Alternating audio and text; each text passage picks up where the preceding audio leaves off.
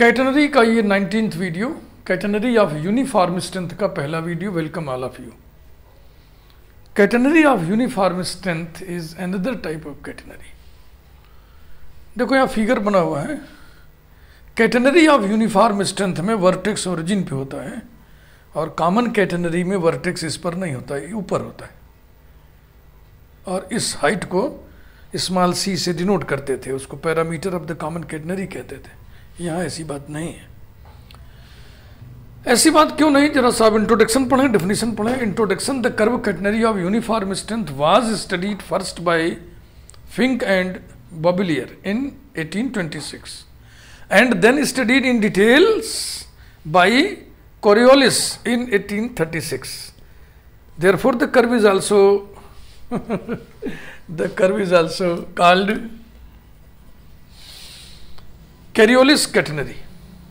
Definition: if an inextensible, जो extend ना हो सके, flexible, लचीला, मैसिव, ये वर्ड ध्यान देने वाला है, भारी, कॉमन कैटेनरी मैसिव वर्ड नहीं आया था, wire suspended from two fixed points is such that its weight at each point is proportional to the tension at that point. Then the curve in which the wire hangs is called a catenary of uniform strength. तो जो असल बात है वो ये है कि weight at each point is proportional to the tension at that point. यही मेन प्रॉपर्टी है। Weight at each point is proportional, weight किसका, वायर का, weight of the wire at each point is proportional to the tension at that point. Then the curve in which the wire hangs is called a catenary of uniform strength. Wire कैसा हो, wire कैसा हो, wire कैसा हो, inextensible हो, flexible हो, massive हो। ये inextensible, flexible, massive wire suspended from two fixed points is such that its weight at each point is proportional to the tension at that point. Then the curve in which the wire hangs is called a catenary of uniform strength or Coriolis catenary. ये massive word जो है थोड़ा सा ध्यान देने वाला है। अब ये वायर तो लिखा हुआ है, लेकिन मैसिव वायर का मतलब देखो, जो ये हैंगिंग ब्रिजेस बनती है ना, इसमें जो वायर लगी होती है इतनी मोटी मोटी वायर होती है, इतनी मोटी मोटी। मैसिव वायर, उसका इतना बड़ा टुकड़ा काट लो और उसको 2 पॉइंट से ऐसे लटका दो तो थोड़ा सा लटक आएगा ना उसमें। अच्छा, लचीला होगा तो ऐसा लटक आएगा, बिल्कुल बिल्कुल लटक जाएगा। इसलिए फ्लेक्सिबल वर्ड भी लिखा हुआ है। लचीला नहीं होगा तो फिर लटकेगा ही नहीं। फील करो, तो लचीला होना बहुत ज़रूरी है ताकि इस तरीके से लटके। और ये पैराबोला भी नहीं है, देखने से पैराबोला जैसा लग रहा है but it is not parabola. Common catenary भी पैराबोला नहीं होती है, लेकिन उसे हम अप्रॉक्सीमेट कर लेते हैं। जब व्हेन एक्स बाई सी जब बहुत स्मॉल हो तो वो common catenary behaves like a parabola. बहरहाल इंट्रोडक्शन बता दिया हमने, डेफिनेशन बता दिया। अब हम इक्वेशंस ऑफ इक्विलिब्रियम निकालने जा रहे हैं। जैसे कॉमन कैटेनरी में भी शुरू में इक्वेशंस ऑफ इक्विलिब्रियम निकाला गया था। आइए निकालें।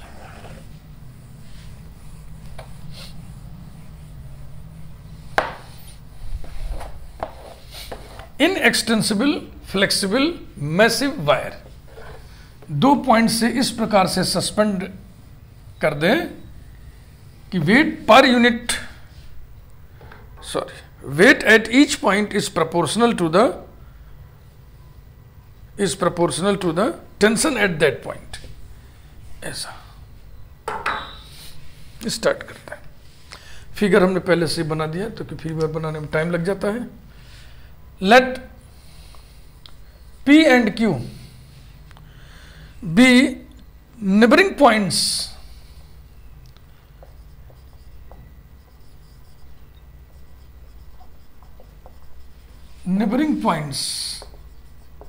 on the curve.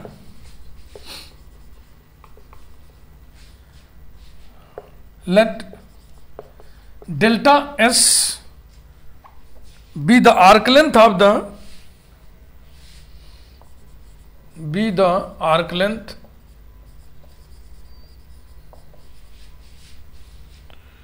of the elementary arc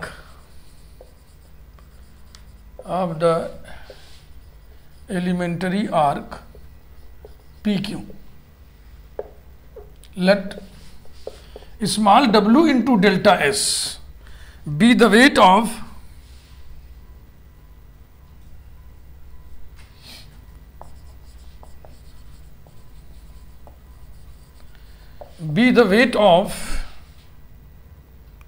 arc PQ, where weight is proportional to tension.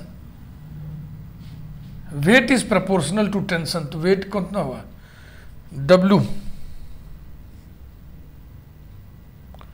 W delta S is equal to lambda T. कारण लिखना since W is proportional to T.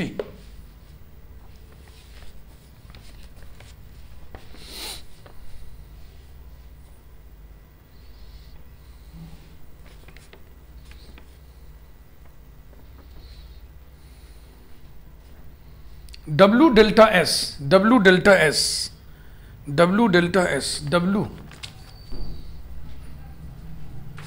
weight is proportional to ना, W is proportional to T, तो W is equal to lambda T, where lambda is proportionality constant. चाहो तो लिख दो कामा lambda being the proportionality constant,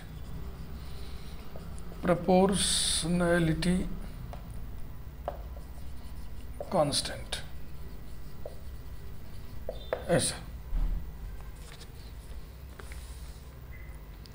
For the equilibrium of arc PQ,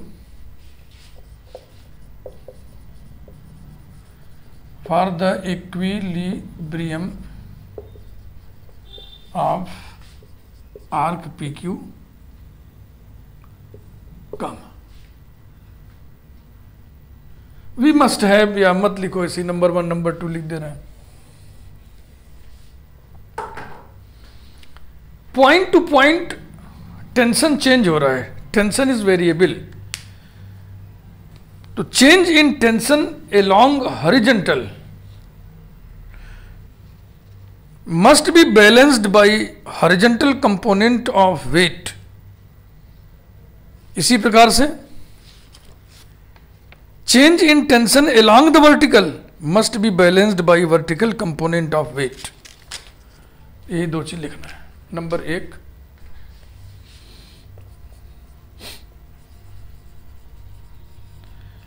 change in tension along horizon. Horizon माने क्षितिज, horizontal माने क्षैतिज.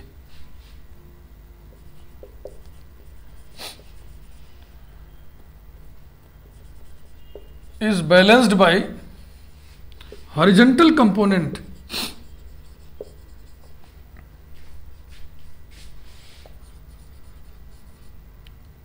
Number 1 number 2 नहीं डालना है, ऐसे ही लिख रहा है ना. Horizontal component of the weight, WEIGHT, weight किसका, आर्क PQ का, ऑफ आर्क PQ. एंड ऐसे लिखो, अच्छा लगेगा ना, बीचों बीच में एंड लिखो, फिर यहां लिखो change in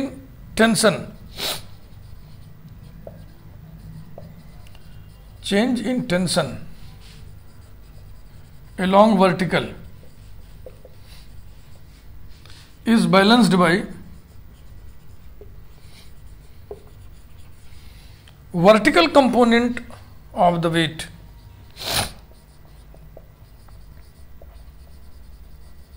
Vertical component of the weight of arc PQ. ये दो शर्तें हैं, ठीक ना. अब इसी को हम एनालिटिकली आगे बढ़ा रहे हैं, तो देखो हमें क्या मिलता है. इंप्लाइज दैट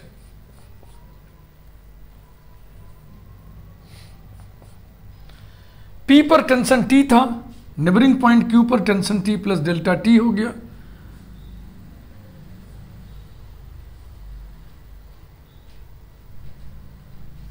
हॉरिजेंटल के अलॉन्ग क्या देगा, T cos Sai. T plus delta T का कंपोनेंट अलॉन्ग द होराइजन क्या होगा, T plus delta t cos of psi plus delta Sai. तो चेंज कितना हुआ, जो हो गया उसमें से घटा दीजिए जो था।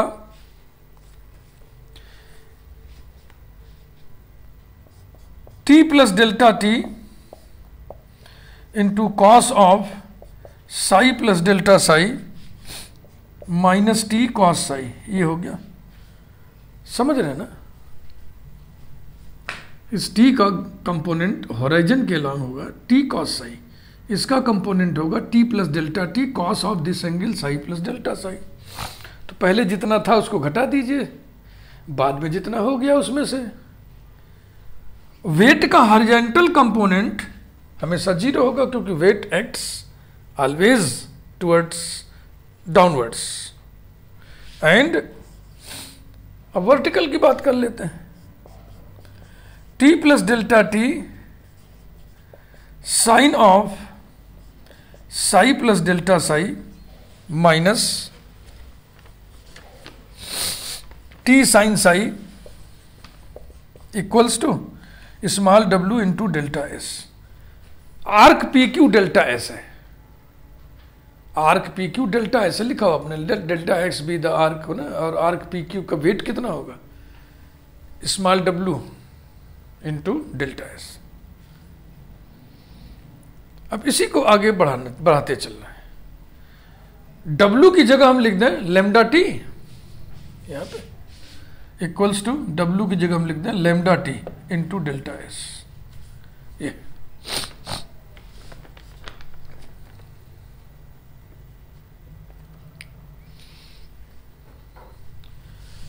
अब केवल मैथमेटिक्स लगाना, ध्यान रखिएगा पी और क्यू नेबरिंग पॉइंट्स हैं, इसलिए साई में जो चेंज है ना डेल्टा साई वो स्मॉल क्वांटिटी है।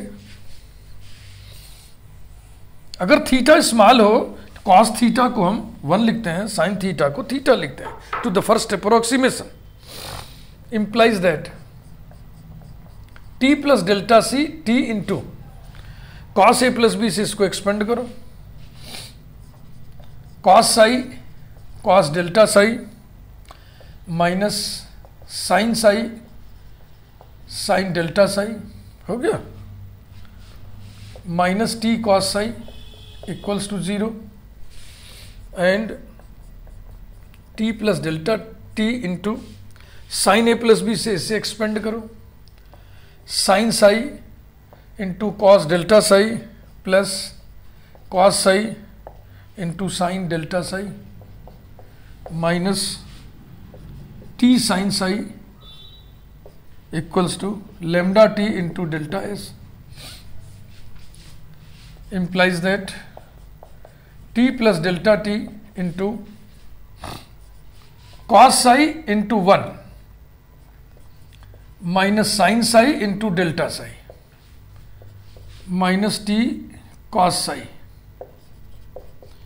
equal to 0 and t plus delta t into sin psi into 1 minus cos psi into delta psi minus t sin psi equal to lambda t into delta s। कारण लिखिए, since delta psi is very small therefore we take cos delta psi equal to 1 and sin delta psi equal to delta psi comma to the first approximation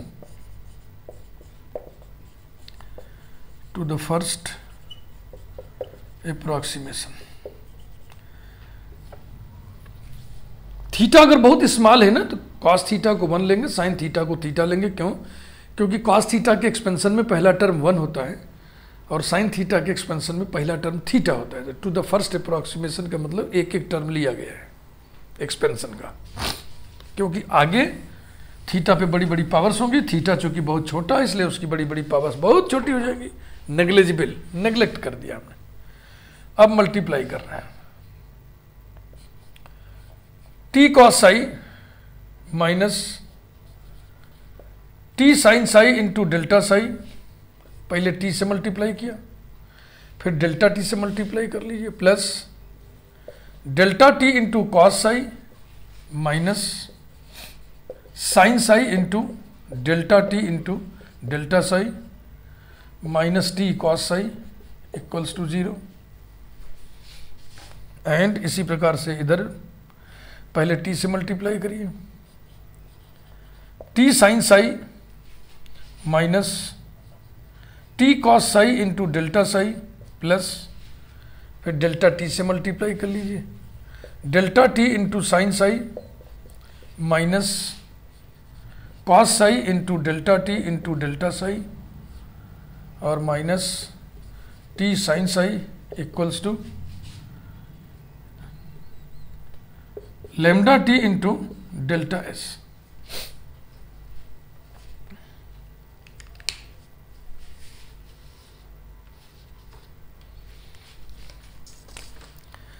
T cos psi cancel हो गया, इसमें T sine Sai cancel हो गया।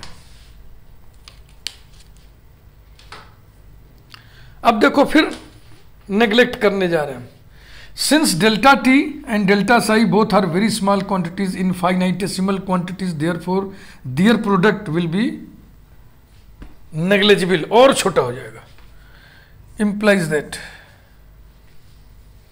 या ऐसा करते हैं, एक सेंटेंस लिख करके तब लिखेंगे हम, पहले इतना आप ध्यान से देख लें, उतार रहे हो तो उतार ले, स्क्रीनशॉट ले रहे हो स्क्रीनशॉट लेके उतार लीजिएगा बाद में।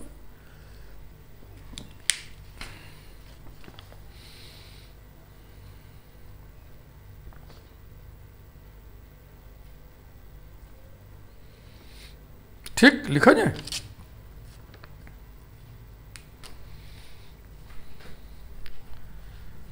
neglecting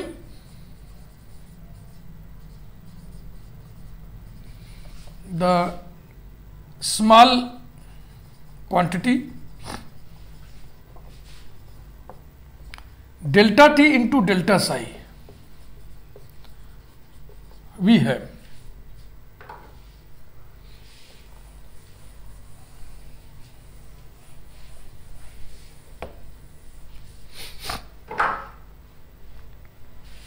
इसे नेग्लेक्ट ही कर दोगे ना तो ये बचेगा ध्यान से, और ये बचेगा, ये कट गया, ये बचेगा, ये बचेगा, इसे नेग्लेक्ट कर देना, उधर 0 है तो लिखो, पहले पॉजिटिव लिख लिया जाए, delta T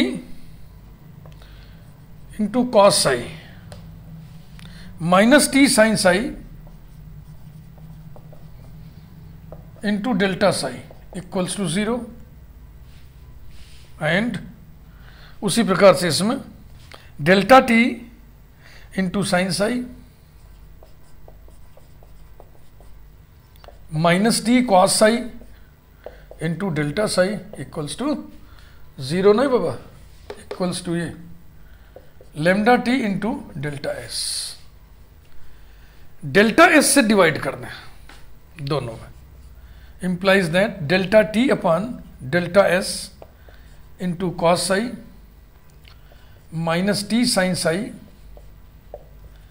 delta psi upon delta S equal to 0 and delta T upon delta S into sine psi minus T cos psi delta psi upon delta S equal to lambda T. चूंकि P और Q neighbouring points हैं, किसी fixed point से arc length measure किया गया होगा, वो fixed point मान लो हम यहीं O से मेजर कर ले रहे हैं, तो O से P तक आर्क लेंथ S है, O से Q तक arc length S plus delta S, तभी तो PQ आर्क लेंथ को आपने डेल्टा S डिक्लेयर किया था। तो जब Q टेंस टू P कर देंगे हम, तो ये जो P से Q तक जाने में डेल्टा S की वृद्धि हुई है, ये 0 की तरफ टेंड करेगा। Taking the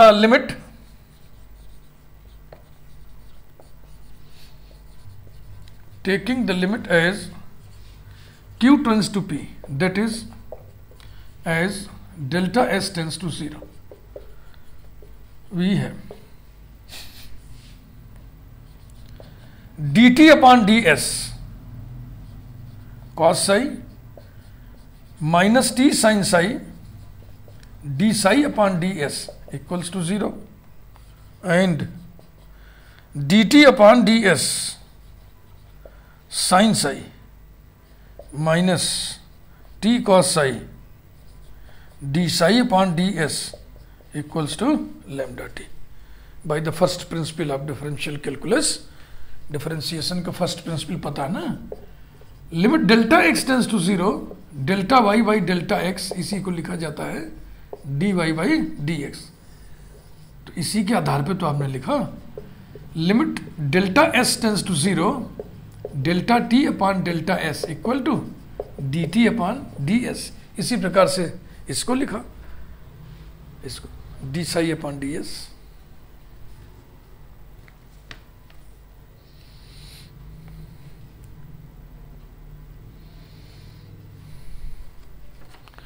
implies that d upon ds of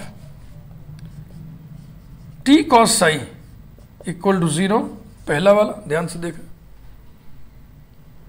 product rule से करिएगा तो D T upon D S into cos psi, फिर साइन साई का हो जाएगा minus sine psi, cos psi का हो जाएगा माइनस साइन साई, तो minus T sine psi psi के रिस्पेक्ट में और D psi upon D S by chain rule. इसी प्रकार से दूसरा वाला हो जाएगा डी बाई डी एस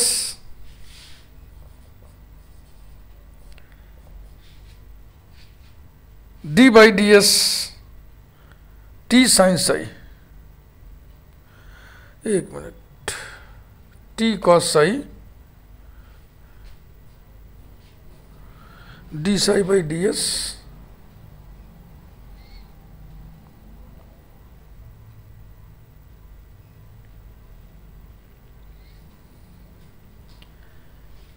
दूसरे वाले में कहीं कुछ एरर आ गया है, हमारे लिखने में कहीं गड़बड़ी आ गई क्या?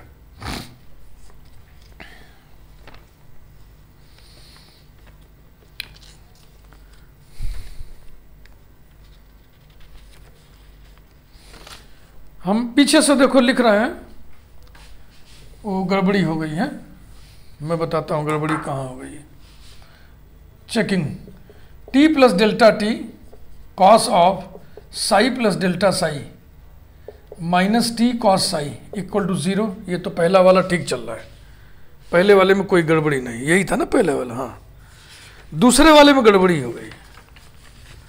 कॉस ए प्लस बी से इसको खोलेंगे तो cos A cos B minus sign A sine B आता है, इसलिए माइनस है। लेकिन दूसरे वाले में माइनस नहीं आएगा, क्यों? क्योंकि दूसरे वाले में T plus delta T sine of psi plus delta psi minus T sine psi equal to lambda T into delta S था ना। तो जब इसको आप एक्सपेंड करोगे तो T plus delta T bracket में sine psi cos delta psi plus cos psi sine delta psi minus T sine psi equal to lambda T into delta S. ये पॉजिटिव आएगा ना, ये पॉजिटिव आएगा।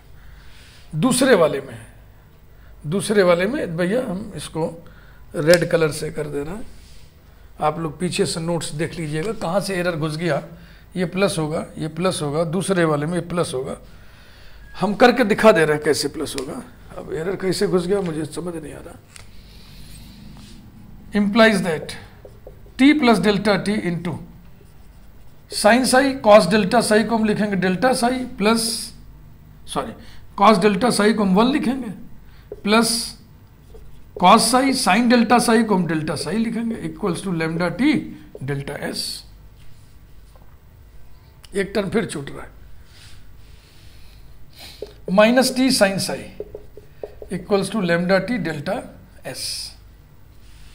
तो टी का साइन साई से जब गुणा करेंगे तो ये टी साइन साई कट जाएगा, समझ रहे हैं? तो क्या क्या बचेगा देखो, टी साइन साई कट गया, T cos psi delta psi plus delta T sine psi और plus delta T into delta psi वाला टर्म नेग्लेक्ट कर दिया, तो लेमडा टी डेल्टा एस हो गया। फिर वो डेल्टा एस से डिवाइड किया, लिमिट लिया, तो आ गया T cos psi D psi upon D S plus D T upon D S sine psi equal to lambda T. बस अब मिला लीजिए भाई, D T upon D S sine psi, D T upon D S sine psi plus होगा ये, plus T cos psi D psi upon D S equal to lambda T. तो हो जाएगा D by D S T sine psi equals to lambda T.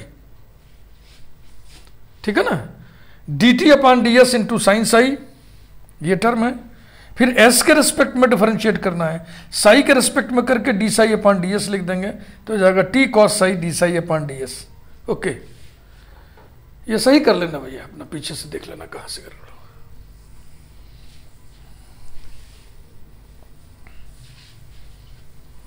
बस 2 line का काम और ये एरर करेक्शन है। implies that d by ds bracket में t और cos साई।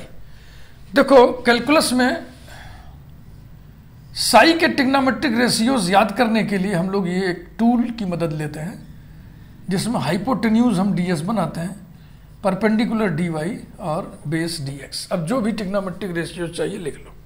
तो cos साई बराबर क्या होगा, cos साई माने base upon hypotenuse dx upon ds। ये कौन सा दिख रहा है, ये वाला, equals to 0 and d by D S T sine psi dy by D S equals to lambda t. यही है, these are equations of equilibrium. मिला लिया जाए, मिला लेते हैं। d by D S t d x by D S equal to 0, d by D S t d y by D S equal to lambda T.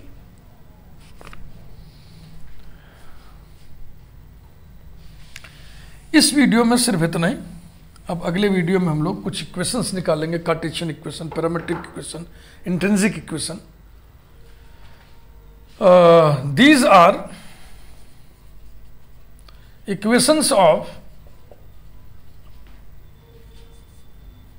Catenary of Coriolis catenary माने catenary of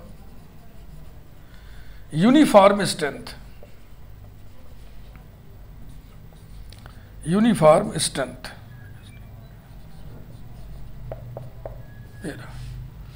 video को like करिए और